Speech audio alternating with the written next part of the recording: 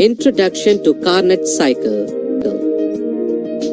Carnot cycle is an ideal cycle, is reversible cycle. The Carnot cycle is a theoretical thermodynamic cycle proposed by Nicholas Sadi Carnot in 1824. Processes of Carnot cycle. The pressure and volume diagram of the Carnot cycle.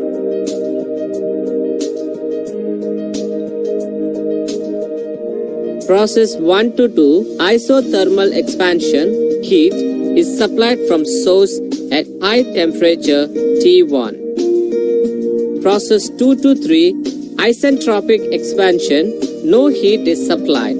However, the work is done by the expense of internal energy. As a result, temperature falls from T1 to T2. Process 3 to 4, isothermal compression, heat is rejected to sink at low temperature T2.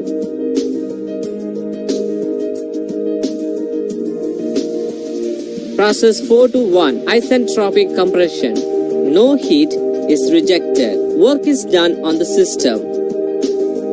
As a result, the temperature increased from T2 to T1 and the system returned to initial state to complete the cycle.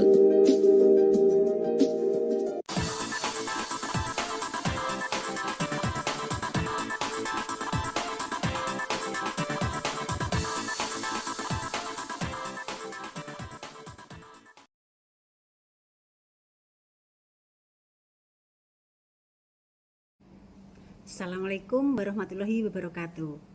Bagaimana kabarnya anak-anakku semuanya hari ini? Semoga sehat semuanya ya.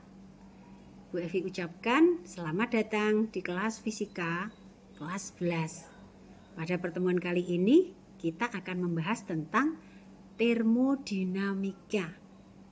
Kalian pernah dengar apa itu termodinamika? Pernah tahu atau pengertiannya apa tentang termodinamika? Nah, termodinamika merupakan salah satu cabang ilmu fisika yang memusatkan perhatian pada energi, terutama energi panas dan transformasinya. Jadi, dari kata termodinamika kita ambil kata termos yang artinya panas. Nah, transformasi energi pada termodinamika berlandaskan pada dua hukum, yaitu hukum pertama termodinamika yang merupakan pernyataan lain dari hukum kekekalan energi dan hukum kedua termodinamika yang memberikan batasan apakah suatu proses dapat berlangsung ataukah tidak. Apa saja yang akan kita bahas pada materi termodinamika? Ini ada 5 tema. Yang pertama, ada hukum nol termodinamika. Yang kedua, hukum pertama termodinamika. Kemudian yang ketiga, ada perubahan energi dalam. Sedangkan yang keempat ada proses-proses termodinamika.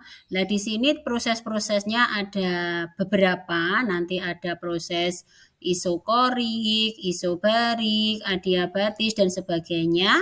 Kemudian yang kelima ada hukum yang kedua, termodinamika. Nah, kita masuk ke tema yang pertama, yaitu hukum ke-0 termodinamika.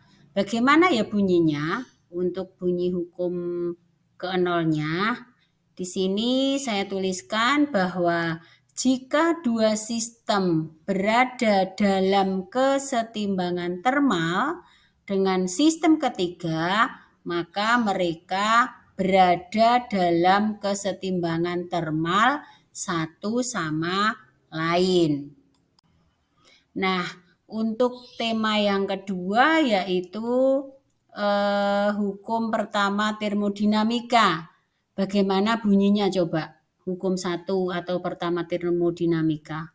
Nah, untuk setiap proses bila suatu Saya ulangi, untuk setiap proses bila suatu sistem menyerap kalor sebesar Hi, maka kalor tersebut akan digunakan untuk melakukan usaha luar dan mengubah energi dalam sistem.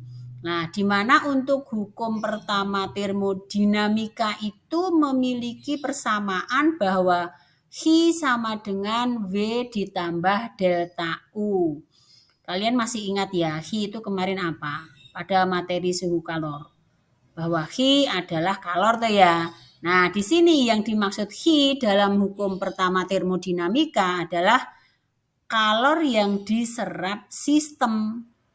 Sedangkan V di situ adalah usaha luar dalam satuan Joule. Kemudian delta U-nya adalah perubahan energi dalam sistem.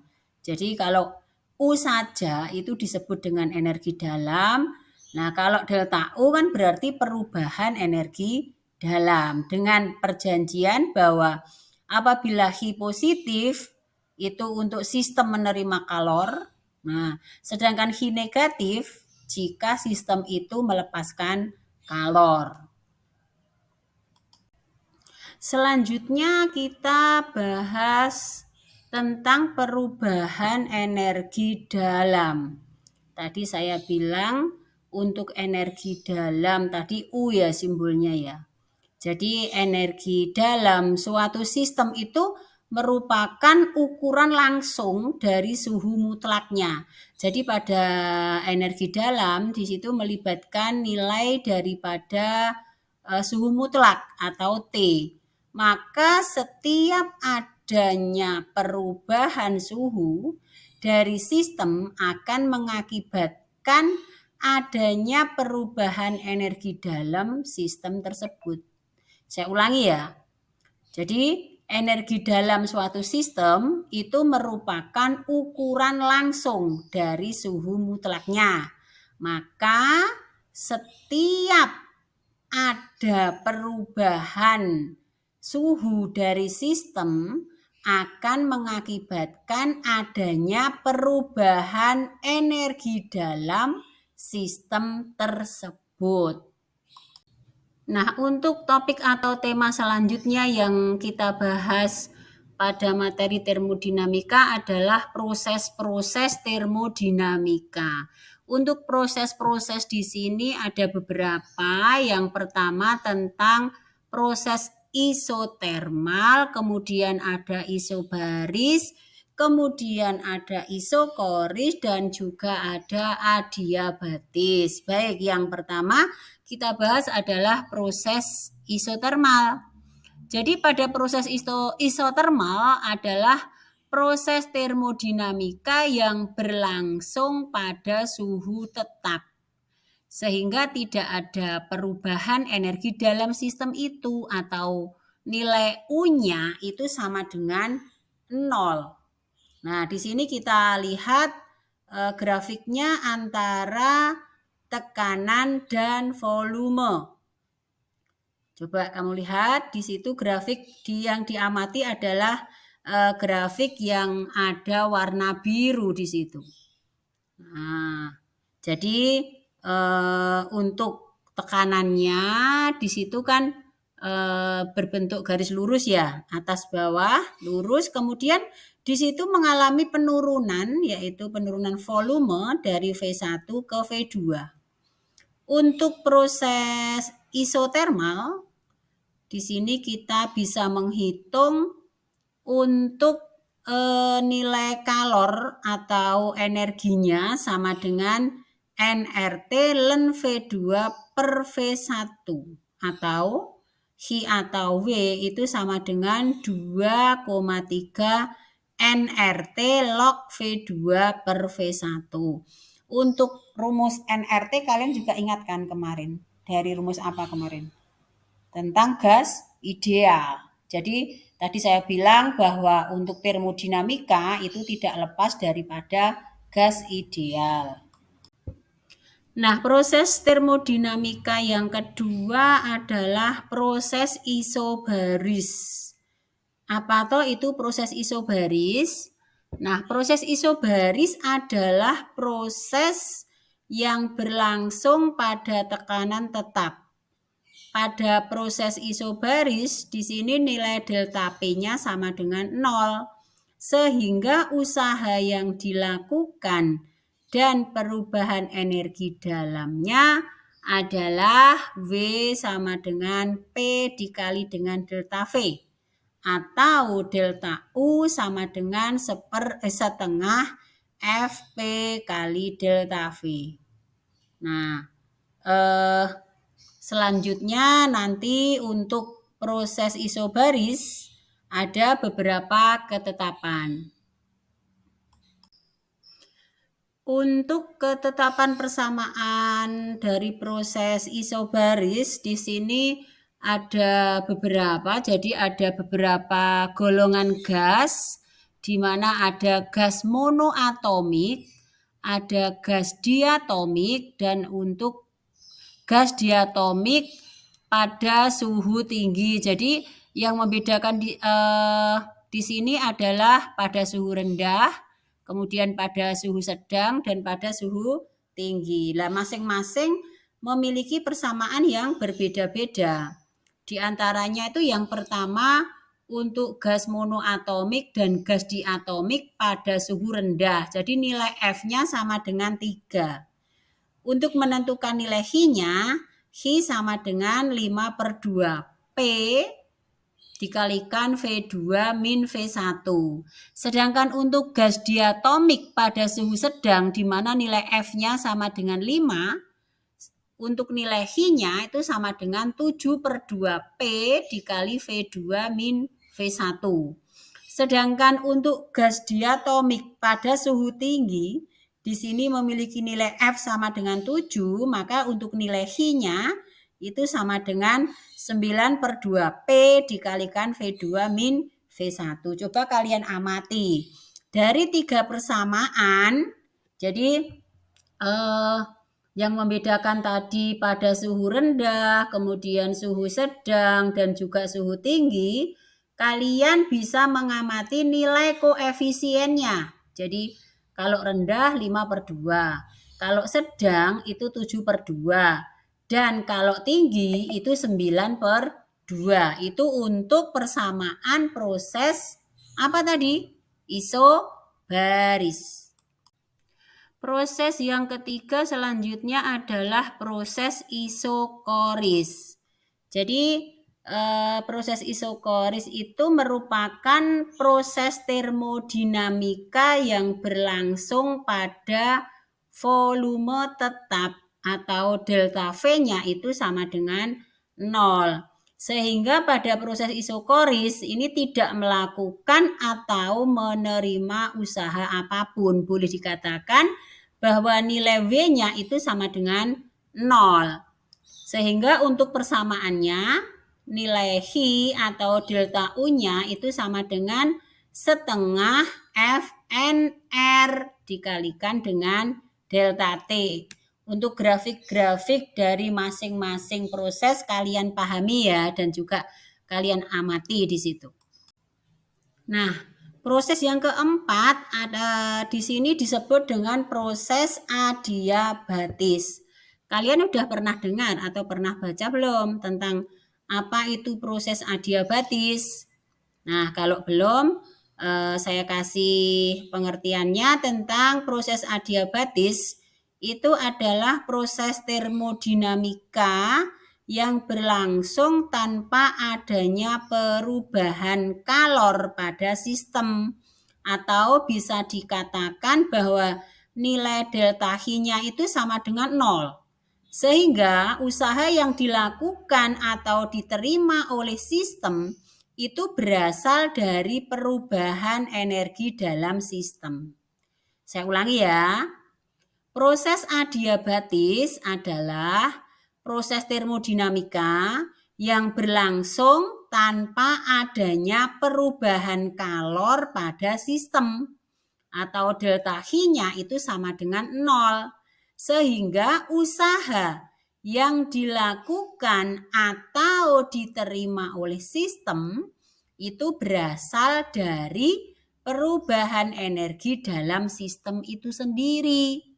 Nah, untuk persamaan proses adiabatis di situ dituliskan bahwa W sama dengan min delta U sama dengan setengah Fn R T1 dikurangi T2 atau W itu sama dengan 1/1 dikurangi gamma dikalikan P2V2 dikurangi dengan P1V1. Dan grafiknya bentuknya seperti itu. Nah, ayo kita amati coba itu. Persamaan-persamaan pada proses adiabatis itu tidak lepas dari gas ideal kemarin. Ada apa coba kemarin? P1V1 sama dengan P2V2 kemarin. Ada hukum Boyle, hukum Charles, Gay-Lussac, kemudian gabungan dari Boyle dan juga Gay-Lussac kan. Seperti itu untuk proses adiabatisnya. Nah, dari macam-macam proses-proses yang ada pada termodinamika, ada 4 ya tadi, dari isobaris, isokoris, isotermis, dan juga adiabatis, itu tidak lepas dari yang namanya kapasitas kalor. Kemarin sudah kita bahas pada materi suhu dan kalor, bahwa kapasitas kalor itu secara umum adalah banyaknya kalor yang diperlukan untuk menaikkan suhu suatu zat sebesar 1 Kelvin atau sebesar 1 derajat Celcius, di mana nilai C besar di sini bukan C kecil. Kalau C kecil apa kemarin coba? Kalor jenis. Lah di sini untuk kapasitas kalor itu nilai C besarnya sama dengan Hi dibagi dengan delta T. Atau Hi sama dengan C dikalikan dengan delta T. Nah, untuk gas di sini ada 2 macam kapasitas kalornya, yaitu ada kapasitas kalor pada tekanan tetap dan juga ada kapasitas kalor pada volume tetap. Nah, tadi kan sudah kita bahas tentang gas monoatomik, diatomik pada suhu rendah, sedang, tinggi, begitu toh. Nah, di sini saya tuliskan lagi di situ. Untuk gas monoatomik, kemudian gas diatomik suhu rendah, suhu sedang, dan juga suhu tinggi dari macam-macam kapasitas kalor pada tekanan tetap dan juga pada volume tetap. Itu saya tuliskan di situ. Nah, untuk pembahasan terakhir pada materi termodinamika yaitu tentang hukum 2 termodinamika atau hukum termodinamika yang kedua ya. Jadi untuk hukum termodinamika yang kedua ini membatasi perubahan energi yang bisa terjadi dan yang tidak bisa terjadi. Jadi untuk pembatasan dapat dinyatakan dengan, saya tuliskan ada 3 di situ. Yang pertama hukum termodinamika tentang aliran kalor, kemudian ada hukum termodinamika tentang mesin kalor, dan yang ketiga, hukum termodinamika tentang pernyataan entropi. Nah, mungkin pernyataan entropi itu kalian baru mendengar ya. Jadi untuk hukum kedua termodinamika yang kedua tadi kan yang ketiga ada hukum termodinamika 2 tentang pernyataan entropi, yaitu total entropi semesta tidak berubah ketika proses reversibel terjadi dan bertambah ketika proses irreversibel terjadi. Lah, apa itu entropi? Entropi adalah besaran termodinamika yang menyertai perubahan setiap keadaan dari keadaan awal hingga sampai keadaan akhir sistem. Jadi suatu sistem yang mempunyai entropi tinggi itu artinya sistem tersebut makin tidak teratur. Seperti itu. Nah, kali ini kita akan membahas tentang aplikasi dari teori termodinamika. Di antaranya adalah yang pertama itu tentang siklus Carnot. Pada tahun 1824, seorang insinyur berkebangsaan Prancis bernama Sadi Carnot memperkenalkan metode baru untuk meningkatkan efisiensi suatu mesin berdasarkan siklus usaha yang selanjutnya dikenal sebagai siklus Carnot. Siklus Carnot terdiri dari 4 proses, yaitu 2 proses isotermal dan 2 proses adiabatik. Nah, coba perhatikan pada grafik di situ. Ada AB proses isotermis, kemudian BC proses adiabatis, CD proses isotermis, dan DA merupakan proses adiabatis. Yang pertama, proses AB adalah pemuaian isotermal pada suhu T1.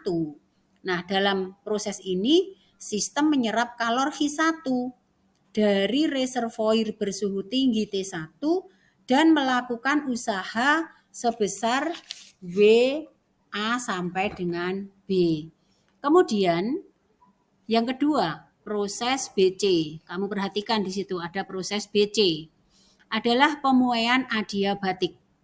Selama proses ini, suhu sistem turun dari T1 menjadi T2 sambil melakukan usaha sebesar WBC. Kemudian proses yang ketiga adalah proses CD. Adalah pemampatan isotermal pada suhu T2.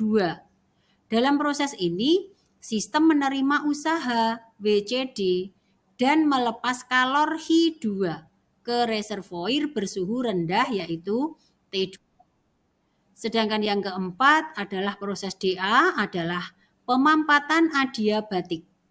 Selama proses ini, suhu sistem naik dari T2 menjadi T1 akibat menerima usaha sebesar WDA.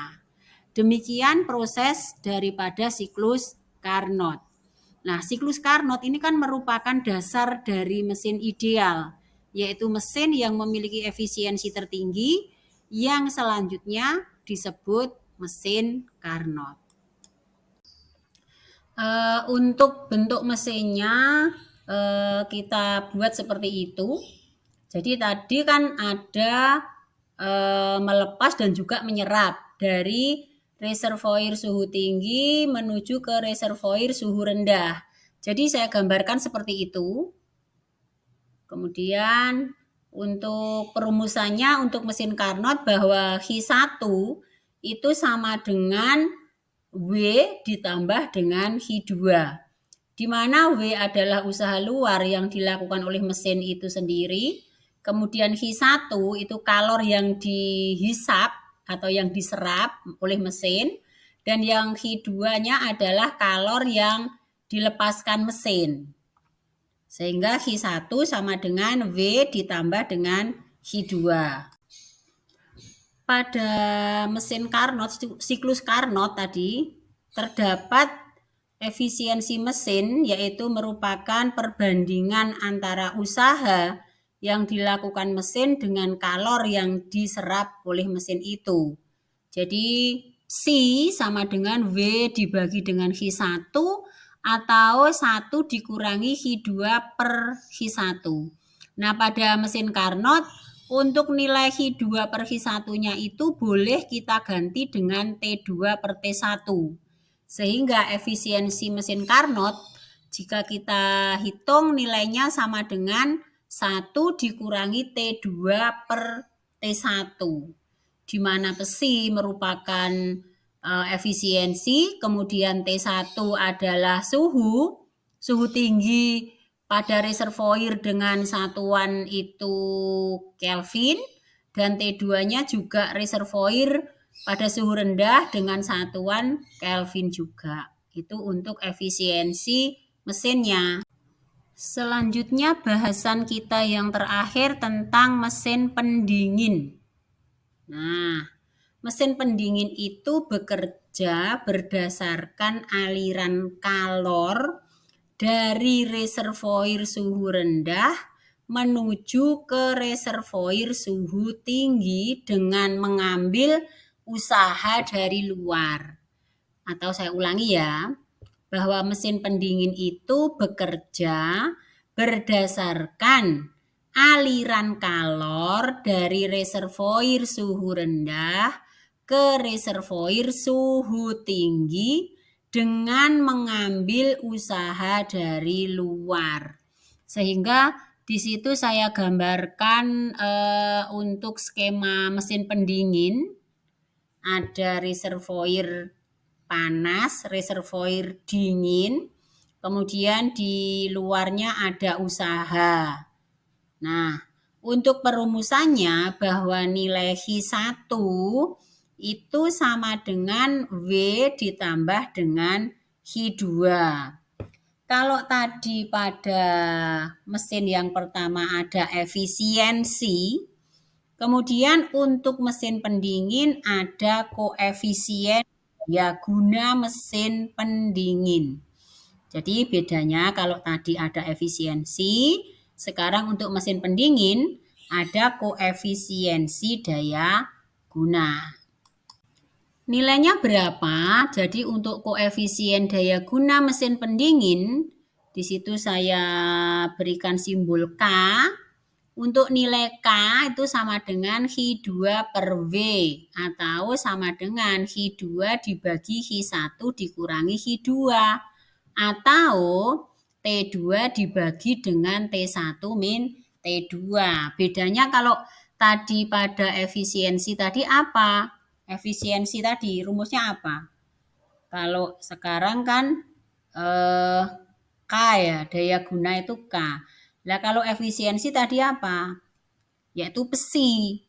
Nilainya besi untuk efisiensi pada mesin Carnot itu sama dengan 1 dikurangi T2 per T1. Itu bedanya. Nah, demikian video kali ini yang bisa Bu Evi buat untuk kalian tentang materi termodinamika. Bisa kalian buka berkali-kali sehingga tidak hanya sekali kemudian belum paham. Nah, ini untuk videonya kan bisa kamu putar berkali-kali. Kalau misalkan mana tadi apa ya saya lupa, bisa diputar lagi. Nah, demikian anak-anakku semuanya video kali ini. Terima kasih. Assalamualaikum warahmatullahi wabarakatuh.